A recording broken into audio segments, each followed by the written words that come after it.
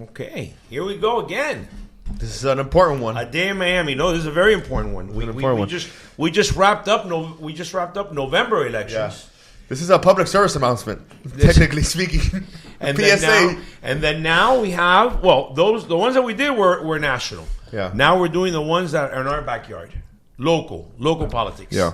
And we're doing local politics, and we're doing the City Beautiful, which is the city of Coral Gables. Which in turn, before that, I really don't understand why it's not in November. But we're going to get into this. Yeah. We're going to get into that because I don't understand how we have an election in April. But anyway. And we want to keep it beautiful. Yeah. Yes. That's the most important part. With us is our mayor, Vince Lago. Welcome, Mayor. Gentlemen, as always, I want to say thank you to all the sponsors, to Heyday Marketing, to A Day in Miami, for allowing me the privilege to be here as always.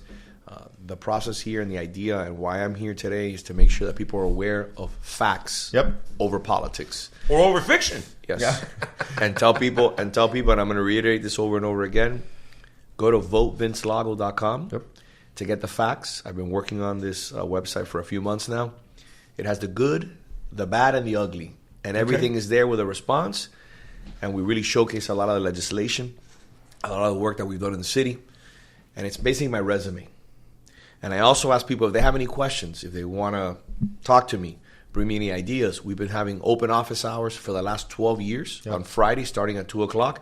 And for example, we usually end at 5, but we had so many residents this week, last Friday, that we ended at 7:30 at night. We had over 20-plus residents that showed up, which is a great thing. Yeah. How are those open hours? Do you hear, what type of stories do you usually hear there? What are you listening to? So the great part about it, in the open office hours, we hear everything. Yeah, I bet. We hear everything. Everything from a pothole to an issue like we want to increase police patrol in a certain part of a certain neighborhood.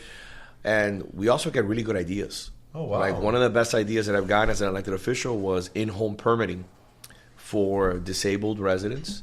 People who have served as veterans, single mother, single father scenarios, elderly.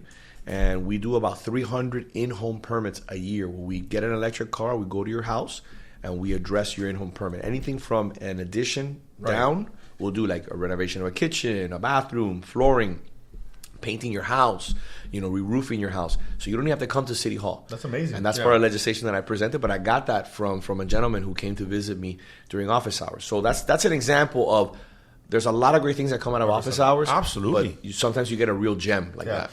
And then I'm sure you hear concerns. What are like the major concerns you hear right now from the residents in Coral Gables? I think what ends up happening is that there's a lot of misinformation. Yeah. And that's another opportunity where I can sit down one-on-one with an individual and have a conversation and really address the issues that they're concerned about. Whether it's the comment about overdevelopment.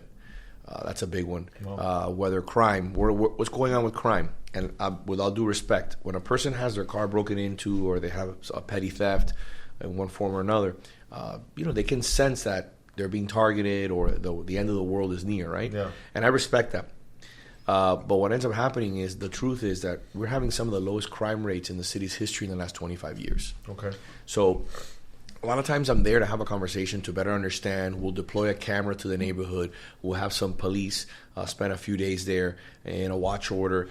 But we want to provide you the safety and the sensation that obviously, we're here to ensure that your quality of life is elevated, that you feel that the city of Coral Gables is doing everything in their power. So how much more accountability and transparency can you have than what I started 12 years ago?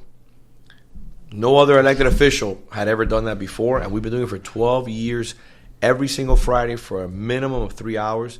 Potentially, for example, this past Friday, we were there for 5.5 hours. Is there any type of, I'm just curious now, is there any type of legislation you could put in place to make this like a forced action going on into the future? The day that you're out of office, can you force the mayor to do this every Friday or no? I can't. I can't do that, but at the end of the day, no, everybody has their own. Everybody. I think it's a great idea if you really want to stay connected to the residents and to the business community. I think the best way to do it is you hold open office hours. You got to face the music. You got to face the music every single Friday. Whether you want to address an issue or not, the resident comes by, you got to address it face to face. At the end of the day, it comes down always to the residents. Yeah. It should be always the residents. I always say the elected officials are there because of the residents, and we respond to the residents. Touching on that subject of the residents, because I want to really elaborate on that. You touched a little bit about the overdevelopment. What's that misconception that everybody has in the Gables of the overdevelopment. Because every time, I live in the South Miami area, so people see now the things going up in South Miami, of my areas. Oh my God, this. But I know that has to be done. I mean, I'm near university. I'm near everything. These other people, you have to start doing all these new apartments. A lot of people moving in. What is that guidance that people are having about the construction? So what we have right now is basically politics, and you're seeing it more and more now that we had a new commission over the last 2 years. You're seeing an extensive amount of politics, which was never like that. Never like that here in the Gables. Never here in the Gables. So this is very simple. Look at the legislation. Look at the projects that have gone before the commission in the last 2 years since we have a new commission. We have all voted in favor of the projects. None of the projects have been within the zoning code. Okay, they've all been outside the zoning code and required a change to the code. And let me give you an example. One of the things that when I got elected, I noticed that unlike other world-class cities, we didn't really have any parks in the downtown, except for Pond Circle Park. I said to myself, one of the things I'm going to start working on is when a developer brings a project to the city, like for example, Agave, I'm going to ask them to put a piece of green space on the first floor. How do you achieve that if the zoning code only allows you certain heights and you've got to fit the volume of a development? So what you need to do is if you have a building that's only allowed, for example, 10 stories, and you want to have some green space, you've got to shorten, you got to squeeze the building, and it's going to push it up. Oh. So in most instances, I've advocated for an additional story.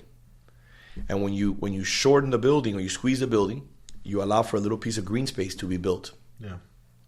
Or you ask for a developer, if you give them an additional floor, to buy you another lot in the downtown. And I'm going to give you 5 examples where we've done that.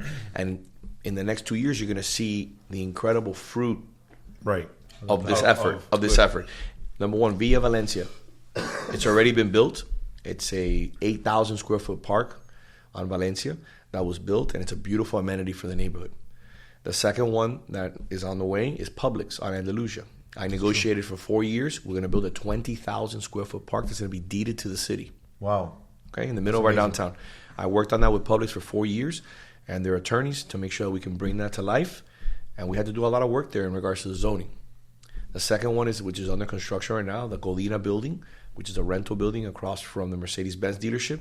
I negotiated with Mr. Golina and Mr. Cadre the ability to take an adjacent lot that they owned, literally 50 feet away from that. It's about a 12,000 square foot lot on the corner where the current used car lot is. And they gave that to the city. They're going to program it, and it's going to be a city park on that corner. Nice. Another one is right here, a stone's throw away on Sevilla. Yep. Where there's a surface parking lot which was not being used, but the owner owned it, and he's building another project which has been approved, probably about 100 feet away. I asked him to give us that lot as part of the deal, but I had to give him an additional floor on his development. Yeah, that sounds fair. I mean, so we're talking about we got a 15,000 square foot park going in that area, and the other one is in front of Nordstrom's. You have a building in that green space that's going up. I asked the developer again to squeeze the building, the footprint of the building, and go vertical. They had to go a story and a half, but we have a beautiful park that's going to be city-owned with art and amenities right in front of Nordstrom's. So you're talking about 5 parks that didn't exist in the downtown, and we were able to do it by squeezing buildings and increasing our green space on the first floor. I think that's what quality of life is all about. 100%. So if we go back in time, and not because of anything bad, but previous administration, there was always construction going on, but nobody was asking for these parks. Yeah. But I also want to put it on the record because, again, a lot of my colleagues on the commission, 3 of my colleagues on the commission, extensive misinformation campaign, and it's a shame because instead of spending the time to really talk about your accolades and your accomplishments, they just spend a lot of their time tearing people down. So when you talk about development over a 4-year period, Mr. Steve Battelle spent massive amounts of money lobbying the city in an effort because he owns a lot of property on Miracle Mile, over a dozen properties. He wanted to increase the heights from 3 stories to 10 stories. Okay, I stopped that. That, and I voted against it. He spent a massive amount of money against me in my first campaign as mayor. and lost that effort and spent even more money again in an effort to tarnish my reputation. So I voted against Miracle Mile going vertical to 10 stories. I stopped that. I voted against the parking garages in Andalusia, which would have been 160 feet spanning over the street from Lejeune almost all the way to Ponce. I stopped that project. I voted against the Gables Station project, which got a 7-story increase in regards to what was permissible by the zoning code, which is right there where Trader Joe's is. Yeah. And I also voted in favor of the plaza, but I voted against the height increase because I believe the building was too high. So when you talk about projects, I have a voting record. I'm very proud of my voting record. I stand with the decisions that I've made, but they peg me as being pro-development, and they blame me for everything because I'm the oldest, not by age, but I'm the oldest by tenure on the commission. So it's much easier just to confuse the residents. But the truth is that I stand for development, but for development that's in line with our zoning code. Yeah. And if I have to step out of the zoning code for an increase in height or in density or intensity, I'm only willing to do that if there's significant benefits for the community. So because I think it's so important for like all of our viewers and our people that really get entertained. And again, I always tell the people, listen, there may be things here that they like and maybe things that they don't like. So I want people to understand politics is politics, but sometimes you really got to sit down. We just saw what happened in November. You know, you got a lot of you got all the people that were either Trump people are Kamala Harris, but I would sit down sometimes, and Ed knows the people I'm talking about, really intelligent people, and they were full-fledged Democrats, but the guy would tell me, I just can't vote for that, because he would see, right through the writing on the wall that this woman didn't, represent anything. At the same time, I feel that people should really sit and just look at what you have done compared to whatever person's running against you, what those people have run. That's why it's so important. We just said people can go and look at their voting records. People can go into the city and look at what you voted for, what you voted against for. Unfortunately, there is going to be people that, because of politics, and it's just there's a couple of bad apples that just want to go ahead and stir the pot. Of course. And like I said, guys, don't let that happen in Coral Gables. With all due respect, and I love the city of Miami, and I know my people in the city of Miami, but we don't want to be. City of Miami is always a problem over there with if it's not this guy, the other guy, everybody shouting and fighting. It's horrific. It's horrible. I've never seen that. I mean, that's not Coral Gables. That's not Coral Gables. So then, if you sit and you analyze, when did that start in Coral Gables? We got a couple of bad apples, and this. Why has this been like this? Is there so much interest, people out there of interest groups that want to create chaos in the city? So that's what's great about having served for 12 years. Correct. I had the opportunity and the privilege to serve with titans, leaders in this community, people who led by example, who always put the city first. These were professionals. Everybody in the commission was a business owner, a landowner, a professional, across multiple disciplines. Now it's a little bit different in the city. To me, the last 2 years have really displayed what our city should not be. And, to me, we need to focus on facts over politics. 100%. And that's why I tell people, you can get your news through blogs and through secondhand.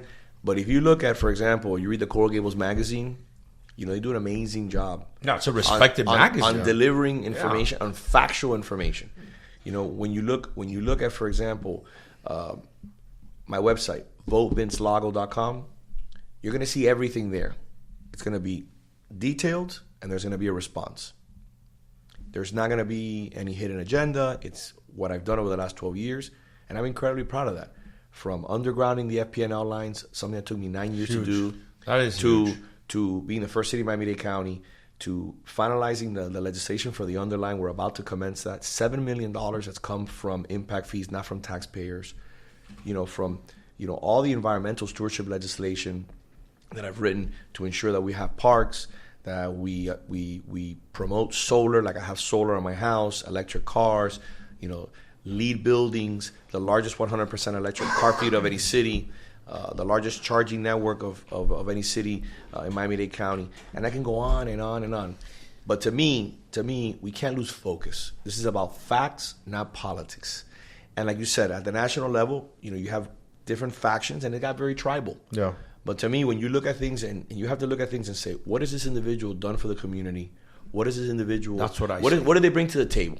They've been doing open office hours. They face every resident, every business owner with an opportunity to sit down. They respond to every single email, every single phone call. Yeah. And if you have an issue and you want to find out the truth, I'm more than willing to sit down with you and have a conversation. You're probably the most available mayor or politician I've ever met in my life. I'm available to That's anybody incredible. that wants to meet with me. Yeah. You know, and I know we're a little pressed for time, but I'm getting to No. questions. Wait, look. I Yeah, I know. I got a lot of questions That's here. what I'm saying. Let's go. So, but I'm saying, but okay, you're in another thing there. So I have another question here from another resident. What is it that happened? Why was the city of Coral Gables residents not informed of these pay raises? What happened? What happened was we were in the process of our budget 2 years ago, and it happened this year again. And I encountered through reviewing of the budget that the line item, which actually has the salaries, the lump sum salaries for the commissioners, had increased significantly. I asked the manager, and the manager told me, three. The manager works for the commission. He's got to do with three out of the 5 individuals. What manager was that, Mayor? That was Peter Iglesias. Okay. Who I have an immense amount of respect, who was fired by Ariel Fernandez, Melissa Castro, and Kirk Menendez. A gentleman, a world-class engineer, a resident of this community who has an impeccable reputation. So that he told me, look, I have to do with 3. I would hope to have 5 consensus, but 3 members of the commission asked me to raise the salaries, and we put it into the budget. I want to be respectful and not snuck it into the budget, because that's what I believe. Okay. I brought it to light at the next following budget hearing, and they acted like raising your salary 101% was perfectly fine. Wow. And the reason why that's an issue is because, again, this is what I tell you about, for example, having been in commissions in the past where you have professionals and business owners.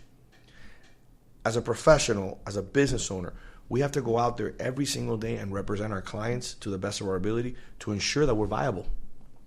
If our clients are not happy with us, You're done. we're done. Yeah. Our business is closed. My over 70 employees that depend on me have to find other jobs. Yep. They're going to be unemployed. It's stressful. And because at the end of the day, when you think about it, every night that when you guys go to bed and I go to bed, we got to worry about the people that work for us, because that's the reason why we are who we are. Correct. Every decision is Every important. decision has a ramification. Yeah, correct. So when you send out a message that you're raising your salaries 101%, it's devastating. I got the employees that came to see me. This is That's crazy. horrible. That's I've crazy. been asking for a raise. I want to be in this position. How can this happen? I didn't think about that, So, but that's true. so it's demoralizing. So what ends up happening is I said, listen, I don't have a problem with a raise. What I have a problem with is the process. What I would have done, and I advocated for this, I actually pleaded. I said, why don't we propose a referendum so this goes before the voters, and the voters can decide 100%. whether we're worthy of the raise. And I'm even willing to go one step further. I won't even take the raise until another individual fills this seat as mayor and I'm no longer here. That's the way it should be done. When that failed, I requested, and the vice mayor did also, because the vice mayor and I voted against the budget. We had no other choice. To vote against the raises, we had to vote against the budget. Gotcha. So the vice mayor and I presented legislation that says you guys can take, Kirk Menendez, Ariel Fernandez, and Melissa Castro can take the raise, but let us exclude ourselves from that increase. This was you and the vice mayor, Rhonda Anderson. Okay. And they intentionally forced us to take the raise. But now you were saying earlier, this second year's budget meeting, the same thing happened. They got another raise. It's the same raise was Oh, the increased. same But by the raise. way, you also have an increase that happens every year. And then yet again, it never went out to referendum. Yeah, we had to. It did not go out for referendum, and we But had to then vote. again, how- And we had to vote against the budget this year again to make the statement But- that I'm not in support So the of budget the got raises. approved? The budget got approved 3-5, 3-2. But you see that for me is something. You see, we're your bosses. 100%. I'm not, but I'm a boss of Dade County, South Miami, State of Florida, they United work States. for me. 100%. It's my taxpayer. Nobody can tell me that they're going to get a raise without coming and voting for me. Yeah. I never understood, because the times that when I was in commission, every time Dade County wanted to get a raise, it had to go out to the voters. Yep. And the voters always shut it down. Let's be clear. Now, at the same time, I think that the voters of Coral Gables have to be not outraged, but fuming in the sense of how can anybody say, who the hell are you to make yourself get a raise without asking my permission? Because I'm the one that has to rate if you're really doing a good job, if you're not really doing a good job. Yep. I mean, that just for me, just for that, I don't understand how the city of Coral Gables residents can, it was not only the raises, it was car allowances of almost $1,000 a month, expenditure accounts of almost $1,000. So no, I mean, it's an insult. It's an insult to the hardworking people of this community. An insult. But that's what I'm saying. And I have no issues. Yeah, I have no issues going to a referendum. I have no issues stating, listen, we would like to present this before you, and give us your input whether you believe that we should get this raise. It's 101% when you add it all up together. That's crazy. Yeah. It's not even a 10%. It's a significant number. It's a significant number. Last time we spoke, Amos Rojas was put through by force, or like randomly, like just picked up off the streets as city manager. We're speaking here now, and he's been given the boot, and now we have Barhus. That's it. Yes. How or why does something like that How was that process? Like, this guy just gets fired like that? Was this like the salary thing again, too? The same thing again happens? And let me give you a little bit of background in regards to this issue. Coral Gables, what's going on? So this is something I never saw in 10 years of service before these last 2. But I'll be honest with you. We've had 3 city managers in 10 months. Think about the instability. 100%. Think about the message that sends to the employees. Think about it, what it sends to the residents and the business owners. A manager in our city, it's a strong manager form of government. It's not the mayor. So they charter the course. We provide, the legislation. Gotcha. We work with the manager. And to me, when you have 3 managers in 10 months, again, it's a recipe for disaster. Yeah. Amos Rojas was, as everyone knows, was brought in the middle of a commission meeting by Ariel Fernandez. And we did not. I pleaded to see a resume. I pleaded to do a background check. I said, let's do a national search, and you can throw your hat into the ring and compete for the position. Kirk Menendez said, we need Amos Rojas. He's ex-FDLE, a police officer. We need to stamp out the corruption here in the city. His exact words was, this is a cesspool of corruption. Okay, but I want to go into it. I got it, but I just parenthesis on that. That was who? That was Kirk Menendez. That was Kirk Menendez. Okay, so, but did he already, how did he know him? See, that's the interesting thing about it. Because you're just telling me right now that this man just appeared. He appeared in the middle of a commission meeting, invited by Ariel Fernandez. This gentleman just appeared. So you're telling me, what's the budget of the Coral Gables? $300 million. So you're telling me a city of $300 million, yes, a person just walked up, yes, in the commission, just took over, and somebody just said, hi, this is the gentleman that's going to be our city manager? Yeah. So if you look at the video, it's very interesting because I asked when the city when Amos Rojas shows up, an individual who had never worked at a municipality, admitted on the record that he had no experience, that he was in his back porch in the Carolinas drinking wine yesterday, and he got a call, come down here, this is your job. And I said, listen, I would love to do something that pays respect to the residents and to the city. Let's have a process, just like the salaries. Let's have a process. Yeah, well, it should be. So Kirk Menendez, the commissioner, said, we have to clean up the city. There's corruption. There's a cesspool of corruption. So he said, this is the perfect person. We have a police officer. He'll come in and he'll address these issues. I know we're going to talk about the inspector general, I imagine, later, because I imagine that you want to talk about that. But I said, listen, but this is not the way to do things. Kirk Menendez led the way to fire Peter Iglesias. Kirk Menendez was the 3rd vote, along with Ariel Fernandez and Melissa Castro, to bring someone in that didn't have any experience. And he recently left as of Monday, was his last day, and we no longer have him here as a city manager. The city was paralyzed over the last 10 months. That's crazy. The lack of institutional knowledge, the lack of professionalism. So how do you give yourself a salary increase and then also hire an individual as manager who professionally has no experience or education, who you haven't seen a resume for? And you know why that happened? Would you like to know why that happened? Because it goes back to what I told you I experienced over the first 10 years. Over the first 10 years, I had lawyers, engineers, a gentleman like Bill Kurdike, who was the vice mayor, who has an extensive real estate portfolio, people who are knowledgeable and are professionals, 100%. who would never make decisions that could damage this city. Yeah. I feel like, I mean, I don't know if I'm going too crazy or too overboard with this, but I feel like with decisions like that, it's how you end up getting a city like San Francisco or something like that. Like, listen, we just did it again.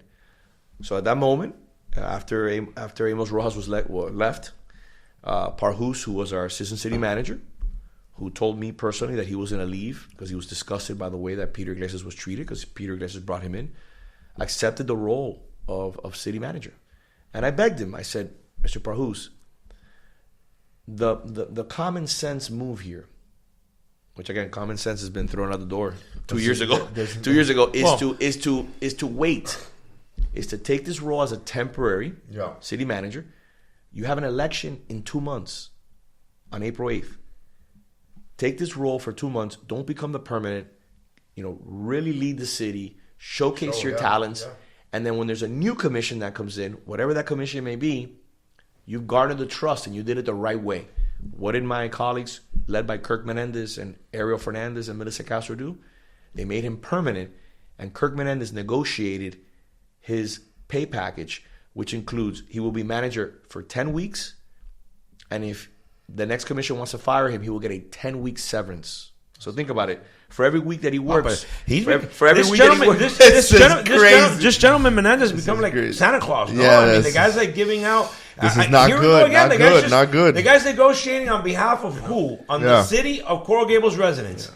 I don't know how the city of Coral Gables residents can just sit down and accept that. Again, it's embarrassing. No, it's not. And as I walk door to door, the amount of residents are aghast with a lack of understanding that someone who claims that's lived in this city their entire life and that they have the best interests of the city at heart would be willing to make such catastrophic mistakes. But that's exactly why I go back to the front. Like the person, like you, like this Mr. Menendez, I don't know him or don't like him. Who are you to make those decisions without the permission of the residents? That's what it comes down to. Who are you to go ahead and negotiate? We're just telling me there's an election coming up now in April. You're going to be, you should be an interim until whatever happens, 100%. Who are you to negotiate the guys? I mean, are you like a Las Astonco? I don't know. What are you? So what happened? The way that the negotiator was decided by Melissa Castro. She said, and you can see it as public record, she says that I cannot be trusted to negotiate a good deal for Mr. Parhus, who's now our city manager, because of my vote against him. Again, I'm impartial. At the end of the day, well, obviously, I'm going to negotiate what's in the best interest of the city, not in the best interest of Mr. Parhus. Correct. I've been doing this for a living as a professional. So the problem that we have here, is that we have three people who are not professionals. They don't understand that you have to put the city first before your own interests, like increasing your salaries, like hiring your friends when they're not the most qualified person.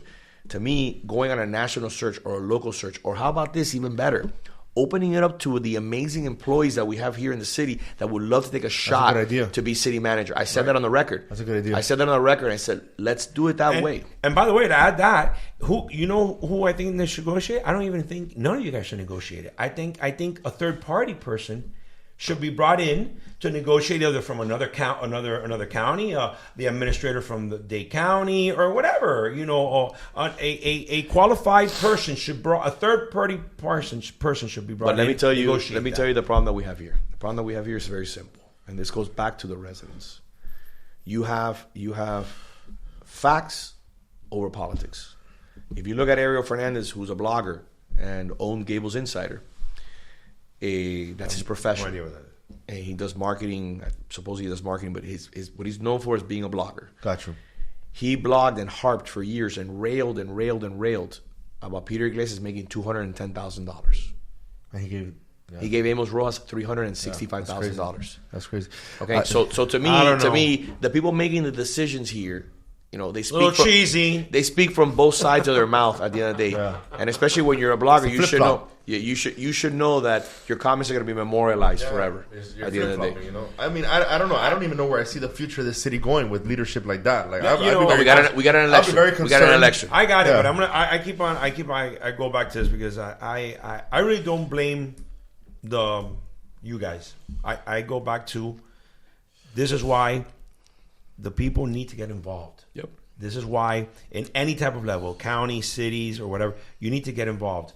You need to look at who you're voting for. Yeah. I mean, because that is crazy. And then sometimes when you vote for them, that they just go buck, because sometimes these people that have never been an elected official or just all of a sudden they go there and just go crazy, like apparently these people have. So now is the time for these residents of Coral Gables to really just sit there, because listen, common sense, as you just said, and we have been hearing that throughout this whole campaign, I think nationally, it's common sense. Yeah, common sense. How can you just sit there? Yep. You know, we're seeing everything rising, inflation, this and that in the country. Tax increases. How can you, let's as a talk about resident, not sit there and psychoanalyze this and say, okay, wait a second, what has happened to my city? So can I add a point there? Absolutely. And I'm happy Yeah. you brought that up, because I had completely forgot about that.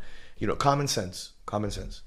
If I tell you that our property values have gone up 21%, and I'm walking door to door and I'm speaking to elderly retirees who are on their pensions or are on Social Security, and they tell me, listen, every year my property values go up. They've gone up 10%, 8%. So I get that 3% tax increase, and it's capped because of homestead. You know, Vince, 3% this year and 3% next year. It's not 6% because it's compounded. It's 8%. Yeah. 9% in certain cases.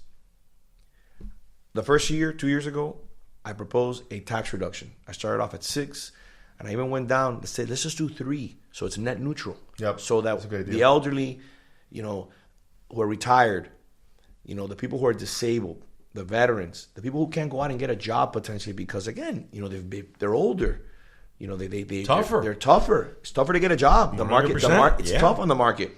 You know, and again, not only that, let me take it a step further. Let me back up. They've worked their whole life. Yeah. They should be able to live in their home, retired, you know, enjoy the benefits worry-free. Enjoy the benefits of retiring like my grandparents did, who raised me, who raised my brother, raised my sister. You know, they should be able to retire and not take lavish trips or, again, I'm not going to tell anybody what to do with the money, but live comfortably. And as you see, groceries have gone up. As groceries have gone up, gas has gone up, you know, food has gone up, water bills have gone up, garbage bills have gone up, all these things. Your insurance has gone through the roof. Insurance situation I said, you know what? Crazy. I can at least give a little bit of relief. So I tried to lower 3%. The only vote that I got in support was Vice Mayor Ron Anderson. So I brought it back on next year, but they raised their salary 101%. Wow. So I bring it back the following year, and I said, okay, I'm not going to be as ambitious with 6%. Our property values went up another 10%. Which I told you in 2 years it was 21%. Yeah. 20 and change, almost 21%. And I said, okay, let's lower 3%. Let's lower 2%. How about we do 1%? They voted against it. What would be the only person I voted in favor of it was Rhonda Anderson. But why? Because they'll cut their nose in spite of their face. Because if you look at it over the last 2 years, they've brought zero legislation. They've brought zero projects. But is it to vote against you guys? It's a vote against myself and Rhonda Anderson. So they're not putting the it's politics. It's just it's politics. politics. So what I told you. Right. Let's talk facts or politics. Yeah. Right. So they decided I'm not voting For tax reductions. For a tax reduction. I mean, you know, Yeah, I'm not going to. And I'm going to continue, again, to hire a third manager in 10 months when we haven't learned already that we should go and do a national search. Just like when you hire somebody. You don't bring in a CEO of a company. It's like incompetent. Who is number one, not competent, doesn't have a resume. You sit that person down with your partners. You sit that down with your staff. And you get a feel for that person. You go through a process. You understand, is this person going to be a good leader? Just like when you hire a CFO, a CIO, you look for that person, you sit them down with the staff and you say, how do you feel about this? You open it up for your staff to potentially move up into that position. You don't just bring somebody into this community who doesn't know anything about Coral Gables and admits it on the record, who has no experience in municipal governance, sustainability, finance, marketing, infrastructure, and admits all this. And not count on the city residents. Yes. Because even if you are a stockholder of a Fortune 500 company, you get proxies, and they send it to you by mail, and they tell you, even if you own $400 of that company, they'll go ahead and send you, do you want to vote for a new national search for a new CEO? Everybody votes. Now if you throw that away, that's on you. Yeah. So the interesting thing about it, so they're running their campaign is a campaign of civility. And they're harping that I'm not civil to them in the commission. What I won't be, and I never have in my life, and it's bode me well, is I will not go along to get along. Yeah. I will not, under any circumstances, stop speaking on behalf of the people that I represent. Oh, So in these short 2 years, okay, these 3 commissioners have been and made very incompetent decisions, okay, starting with raising their salaries, okay, the situation with the city managers that are being rammed through. They say that there's a lot of corruption and all these problems going on. You vote and you want to get an inspector general in. Oh, okay, and this is a great part. And I'm happy you brought that up. Thank you. So you have a... And they also voted not to lower taxes. Okay, so you have a police officer. Again. So you have a police Cheesy. officer. You have a police officer here as a city manager for 10 months up to Monday. A guy who worked at FDLE. Okay? I mean, this is a serious person in the police world. Okay? You have Kirk Menendez state, and you can look this up, and I would hope that you would include it in the podcast. It's a cesspool of corruption. It was covered in the Herald. Salacious, make headlines. Saying it's a cesspool of corruption. In 10 months, no corruption was found. I took it a step further, and this is really important. I took it a step further. I spoke with Miami-Dade County through Commissioner Kevin Cabrera, Commissioner Raquel Regalado, and now the chairman, Anthony Rodriguez. I said, listen, I need help. The cost for us to do an inspector general is probably going to be significant. I don't want to wait. It's going to take time. We got to through a process. Will you let us use the Miami-Dade County Inspector General's office? Good idea. So we can collaborate, save some money, and do things the right way. He said, of course. We got my city attorney was involved with it, with the county attorneys. We started working through the process. I brought it to the commission. I said, let's get an inspector general and let's start with my office first, immediately. I'm ready to move forward. They voted against it.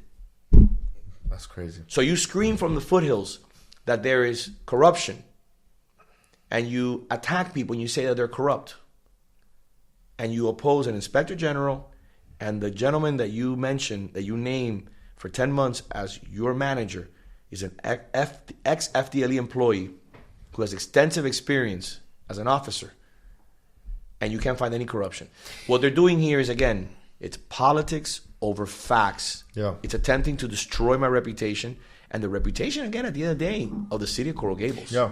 Mayor, let me ask you a question on that note. This person that just, again, I don't know any of these people, but this person that just left, he was there how long? 10 months. 10 months. Does he leave with some type of package? Nominal package, because he didn't make it to a year. But at the end of the day, he gets a small package. He gets a small package. Yeah. And who negotiated that for him? That was basically set forth by the commission. Okay. So more money out the door. They gave him the same deal. I voted against it. They gave him the same deal. That was my question. My next question. They gave him the same structure of a deal as Peter Iglesias. I voted against Amos Rojas' package. Correct. I voted against Alberto Barjus's package. Right. Which, again, he's going to be manager for the next 10 weeks until the election. And then he'll get 10 weeks of severance. Does any of these residents, and again, if I was a resident of Coral Gables, I work, and my office is here, but if I was a resident of Coral Gables, I think I would have gone to the commission. I think that the residents have to go and say, what is it with you guys that you bring these people and then give them all these packages? And a lot of residents have. But what I find... I just don't understand what's going on here. This is crazy to me. What I find very interesting and actually comical, to be honest with you, is sometimes you'll hear like Kirk Menendez or Ariel or Melissa go out there and say, the mayor's attacking us. The mayor's attacking us. I'm not attacking you. I'm just repeating the truth. What you want to do is you want to sweep it under the rug. You don't want anybody to have a real conversation in regards to, the ineptitude, the financial ineptitude, and the lack of real responsibility and respect that you should pay to the residents here. Yeah. Because at the end of the day, even the November elections, when you talk about that, it saves the city $200,000. I started with that. That's crazy. When you talk about that, again, another 3-2 vote in opposition to that. Only Rhonda Anderson is in favor of that, and myself. Moving elections to November makes complete sense. Yeah. It makes so much sense that 28 out of the 34 municipalities in Miami-Dade County have their elections in November. Yeah. You want to know why? Because it saves the city $200,000. The election's already happening as a result of the governor's election, the president's election. So you piggyback after the election. You have 5 times. So if we have 5,000 people come out and vote, we have 25 to 30,000 people come out to vote. You know what the response is of my 3 colleagues, Kirk Menendez, Ariel Fernandez, and Melissa Castro? We want quality voters. We don't want quantity. And that to me is a dog whistle for the socialist, tendencies that again resulted in my parents and my grandparents leaving Cuba. So what are they? They're insulting Quality. like What is a the quality other voter? Yeah, every from vote Coral is Gables. every single vote is a quality. No matter your party affiliation, does that have or if you agree or disagree with me. Could that not be changed? So I've tried that. We tried to change it, and now what we're doing is we're garnering signatures throughout the city to support that. We're close. Yeah.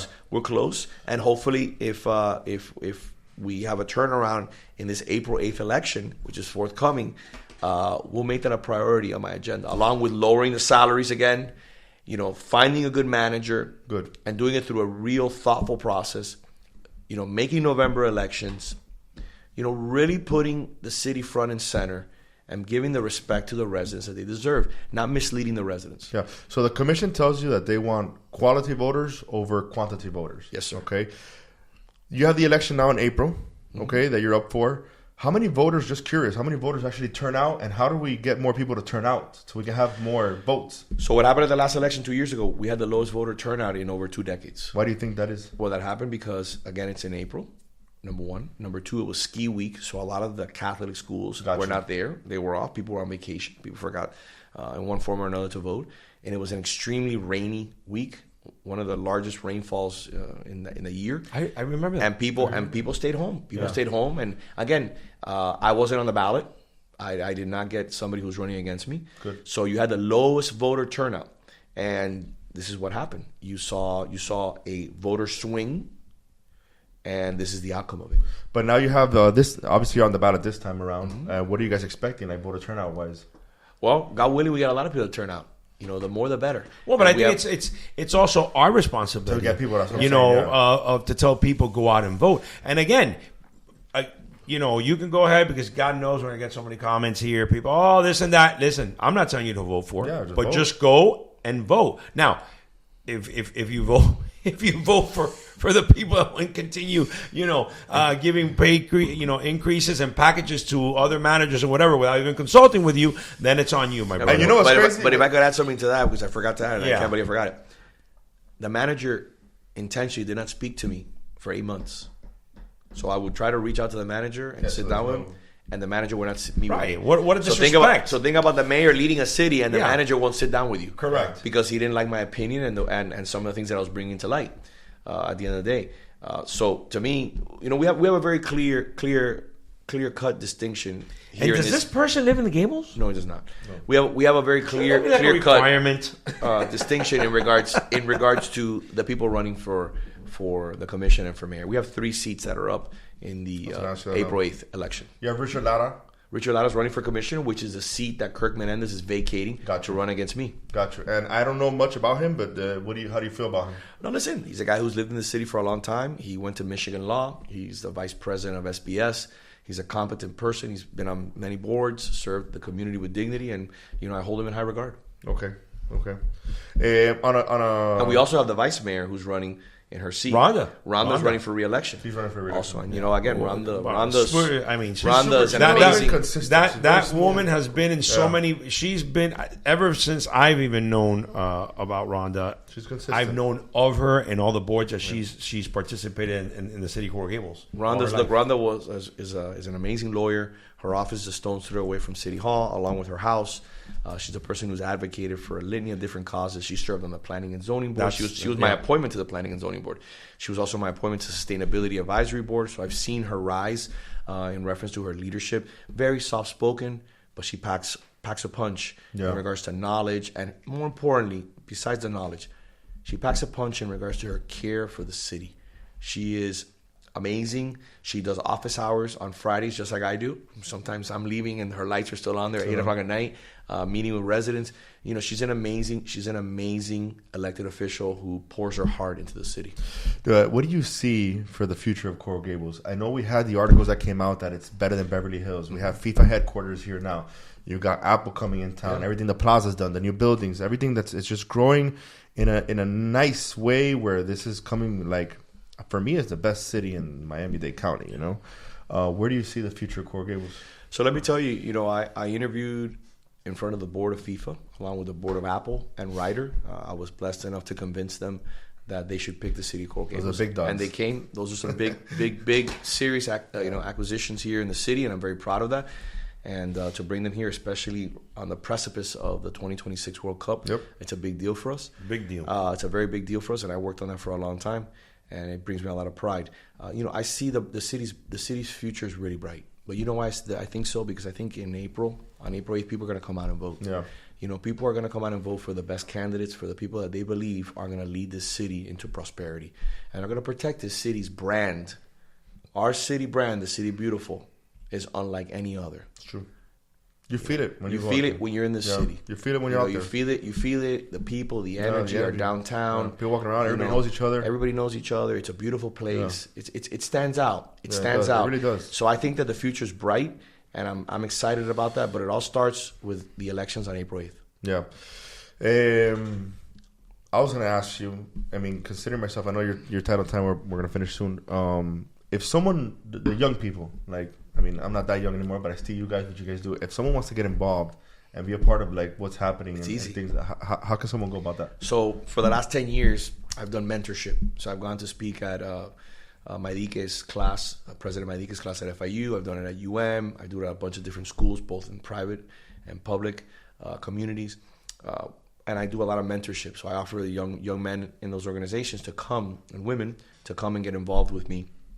And we do these mentoring years. So it takes the class is about a year. Yeah. I take on 2 individuals at a time, and they shadow me during the entire week, and we do it for an entire year. I have one gentleman right now who's been with me for 2 years. He's 20 years old. That's amazing. He wants to learn about real estate. He wants to learn about construction. He wants to learn about engineering. So he does everything from the politics side to the private sector side. Yeah. So we also have a course over the summer where if anybody wants to get engaged, I started through my legislation called the PAGE program. You can come to the city and you can work over the summer in all the different departments. So let's say you have an interest in legal, potentially being a lawyer. We'll start you off at the city attorney's office. And then maybe you have an interest in engineering. We'll start you off at Public Works. And maybe you have an interest in policy. We'll start you off at my office or one of my commissioner's office. So to me, this is an opportunity that we offer to people who want to join. It's called the PAGE program. You can learn about it on our city website. That's amazing. But what I recommend people is to go to Vote Vince Lago and sign up to walk. Come and walk door to door with me. Idea. We had over 30 people this past Saturday that came out from all walks of life. They came out, and it's an opportunity to learn a little bit about what it takes to get elected, what it takes to do real outreach. Real outreach, understand what the community wants. But I have a leg up on people already, and I'll tell you why.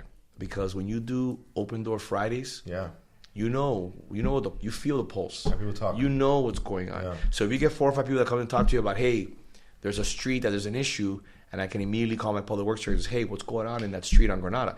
Well, Vince, there's a sewer main that's being changed as a result of a burst, and Miami-Dade County is doing that work overnight. Okay, so I can immediately have a conversation and go back and forth with these residents. Bro, I cannot imagine. How it should be. Yeah, I can imagine. How it should be. Accountability. Your life, man. Like your day to day has to be like. I think like we're busy and stuff like that. No, my day's awesome. Listen, I start my day. My day is awesome. So I start every day at 4:30 in the morning. I'm at the gym. A day in the life of the mayor of Coral Gables. And I bring some of these young guys with me, and they freak out. So I start my day every day at 4:30 in the morning. I'm at Body and Soul at the gym at 5 o'clock in the morning. I work out till 6. Shower. I'm out the door. I'm on my first meeting at 7. This morning I had 3 breakfasts when I was meeting with either clients of mine in my private sector business or city business. And, we go to Bashur a lot. We have breakfast there. That place, yeah. I love that place. It's the best. Chocolate Fashion. Yeah. I had a coffee at Chocolate Fashion. Or I'm here at the Lowe's having a great breakfast here. By 10, you already had 5 coffees? 5 coffees. He's burning a lot of energy, man. 5 coffees. We had a lunch. We had lunch. Then I'll head over after this. I'll head over to BDI, my business. And then, I have a dinner tonight with a client. So my days are long, but let me tell you, when you're blessed, I wouldn't change it. I get to see my girls, my wife, you have a really supportive family too. No, they're amazing. Yeah. They're amazing. My brother. To be in politics, you have to have a supportive family. I have an amazing, my brother, my sister, my brother-in-law, my mother-in-law, my parents, they're amazing. But to me, there's nothing like, watching my girls on the weekend and just see them play soccer. Yeah. You know, get to enjoy that with them, spend some time with them, go to Whip and Dip and get an ice cream. And what do they say about these situations they see? Have they ever seen anything about your dad's corrupt and all that stuff? Or they talk to you, or they're not old enough for that I yet? think They are. Because I've seen box trucks. They are. Like a year ago, that was like... Yeah, you know, that's the fire That's union. crazy, That's the Miami-Dade County Fire Union, Billy McAllister. Yeah. You know, they're trying to anti-annexation guys. But my point is that they try to break you. But at the end of the day, you got to understand something. It's politics. Yeah. You got to understand. We all have families. And let's concentrate on the policy. Let's not concentrate on the politics. Well, but that's good to know. But the low ones, they the scums down here, they don't do that. Yeah, you know why they don't do that. They don't do that because, again, when you concentrate on politics over policy, envy takes over. Yeah. And we put ourselves in a position where we're not rising above everything. So my goal is simple: is to rise above and concentrate on what makes a city beautiful, exceptional. And to me, there's nothing like living in the city. It is the second greatest honor in my life to be mayor, outside of being a father. This city is going places, especially when you talk about, for example, look what you're doing. You would have told me 12 years ago that a day in Miami would be in Coral Gables with a podcast. Crazy. Getting the attention that you're getting, It's crazy. you know, I would have doubted it. I would have said, no way, we don't have the bandwidth for that. Yeah. Apple, Ryder, FIFA, Michelin star rated restaurants. Yep. No, listen. The Gables is happening. It's happening. It is, it's happening. And you feel it. It's happening, and we're open for business.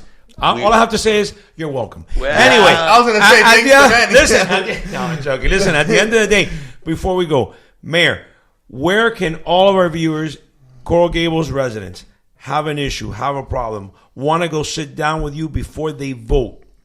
Do they go see you on Fridays? Listen, you can come and see me on Fridays if it's a city issue. Let's be clear. Correct. Come and see me. That's what I'm saying. City voters. City voters, city issues. Come and see me at City Hall. Starts at 2:00. Sometimes we're there for sure till 5, but sometimes we're there till even 7:30, 8 o'clock at night. If you want to talk politics, I'd love to have a coffee with you. You can go visit me at votevincelago.com. All the information is there. Get to know what I've been doing for the last 12 years. You can call me at 305-303-0115. And he answers. I would love nothing more than to grab a coffee with you, sit down, and again, talk facts, not politics. But that's why. Let's talk about what we're doing. That's why I wanted to say that. I want everybody out there, there's no excuse. You have a problem, you have a concern, you have a doubt. You say, I've heard this. He gave you his number. You can go see him, go talk, listen to him. If you believe him, you like the guy, you vote for him. You don't believe him, don't vote for him. Yeah. But the guy's going to go ahead and talk to you and listen to you. To finish it up, your top 3 hot spots right now in the Gables, okay? Like hot spots restaurant-wise to go to. Well, number 1 is Mika. Ooh, Mika, the food is amazing. Right here? By the way, let me just tell you, try to find a place where you get a better value for lunch than Mika right now. That's true. I saw they have a nice lunch menu. A nice lunch menu under $40. Yeah. It's amazing. Excellent. Two courses. That's with Michael White, no? Michael White, Michelin star rated restaurant. Brand new. You want new places? New places, because you're giving us your traditional ones. Or like hotspots for you right now, because you go to all the ribbon cuttings. No, but I mean, listen, for me, I think Senora Martinez is amazing. The food is delicious. The decor is exceptional. Senora Martinez. I haven't been there. Senora Martinez, it just opened about a month ago. Yeah. She's James Beard Award winner. Oh, wow. So I'm telling you, we're getting some heavy hitters here. We are. I mean, and by the way, the decor is amazing. They didn't spare any detail. You know, so you have Mika, you have Senora Martinez. And that new one on Miracle Mile across City Hall. Which one? That's 3 stories high. Oh, yes. Maíz and agave. Maíz and agave. If you want to have a great drink on the rooftop terrace, it probably has the best view outside of the city. Outside in the city of any restaurant, overlooking City Hall. The food is delicious. The drinks are amazing. Good margaritas. And they spent a lot of money on the building, and it is something gorgeous. And they do a lot of events there. They do a lot of events. You know, they're taking that over there. So those are the 3 spots that I see that everybody's really flocking to, and that are getting a lot of attention. Hey, he already told us his breakfast spots. Yeah. Thank you, Mayor. Thank you. Thank you, sir. Appreciate it.